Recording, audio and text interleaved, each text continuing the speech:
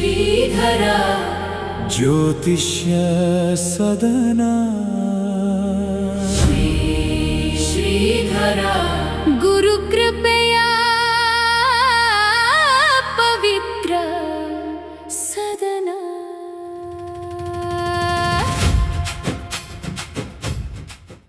ಓಂ ಇದಂ ವಿಷ್ಣುರ್ವಿಚಕ್ರಮೇ ತ್ರೇಧಾನಿ ದಧೇ ಪದಂ ಸಮೂಢಮಸ್ಯ ಪಾಗುಂ ಸುರೇ. ಸಮಸ್ತ ಆಸ್ತಿಕ ಬಂಧುಗಳಿಗೆ ಕೃಷ್ಣ ಭಟ್ ಯಲ್ಲಾಪುರ ಇವರಿಂದ ನಮಸ್ಕಾರಗಳು.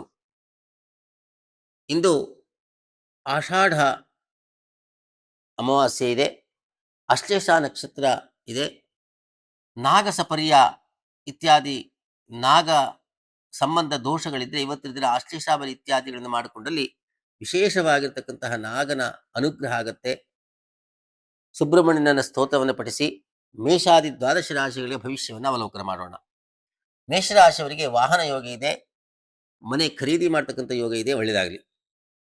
ವೃಷಭ ರಾಶಿಯವರಿಗೆ ಸಹೋದರ ಸಹೋದರರಿಂದ ಲಾಭ ಇದೆ, ಒಳ್ಳೆಯದಾಗುತ್ತೆ. ಮಿಥುನ ರಾಶಿಯವರಿಗೆ ವಿಶೇಷವಾಗಿರ್ತಕ್ಕಂಥ ಧನ ಲಾಭ ಇದೆ, ಒಳ್ಳೆಯದಾಗಲಿ.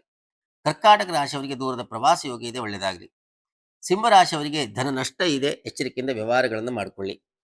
ಕನ್ಯಾ ರಾಶಿಯವರಿಗೆ ಧನ ಲಾಭ ಇದೆ, ವಿತ್ತ ಲಾಭ ಇದೆ, ಗೃಹ ಸೌಖ್ಯ ಇದೆ, ಒಳ್ಳೆಯದಾಗಲಿ. ತುಲಾ ರಾಶಿಯವರಿಗೆ ದಶಮದಲ್ಲಿರ್ತಕ್ಕಂತಹ ಚಂದ್ರ ಗುರು ವಿಶೇಷವಾಗಿರ್ತಕ್ಕಂತಹ ಉದ್ಯೋಗವನ್ನು ಕೊಡ್ತಾರೆ, ಉದ್ಯೋಗ ಪ್ರಾಪ್ತಿ ಇದೆ, ಒಳ್ಳೆಯದಾಗಲಿ. ವೃಶ್ಚಿಕ ರಾಶಿಯವರಿಗೆ ಭಾಗ್ಯದಲ್ಲಿರ್ತಕ್ಕಂತಹ ಚಂದ್ರ ವಿಶೇಷವಾಗಿರ್ತಕ್ಕಂಥ ಧನಲಾಭವನ್ನು ಉಂಟು ಮಾಡ್ತಾರೆ, ಒಳ್ಳೆಯದಾಗಲಿ. ಧನುರಾಶಿಯವರಿಗೆ ಅಷ್ಟಮದಲ್ಲಿರ್ತಕ್ಕಂಥ ಚಂದ್ರ ಮೃತ್ಯು ಭಯವನ್ನು ಉಂಟು ಮಾಡ್ತಾರೆ, ಮೃತ್ಯುಂಜಯ ಸ್ತೋತ್ರವನ್ನು ಪಠಿಸಿ, ಒಳ್ಳೆಯದಾಗಲಿ. ಮಕರ ರಾಶಿಯವರಿಗೆ ದೂರದ ಪ್ರವಾಸವನ್ನು ಸೂಚಿಸ್ತಾ ಇದ್ದಾರೆ ಗ್ರಹಗಳು, ಸುಖವಾಗಿ ಪ್ರವಾಸವನ್ನು ಮಾಡಿ ಬನ್ನಿ, ಒಳ್ಳೆಯದಾಗಲಿ.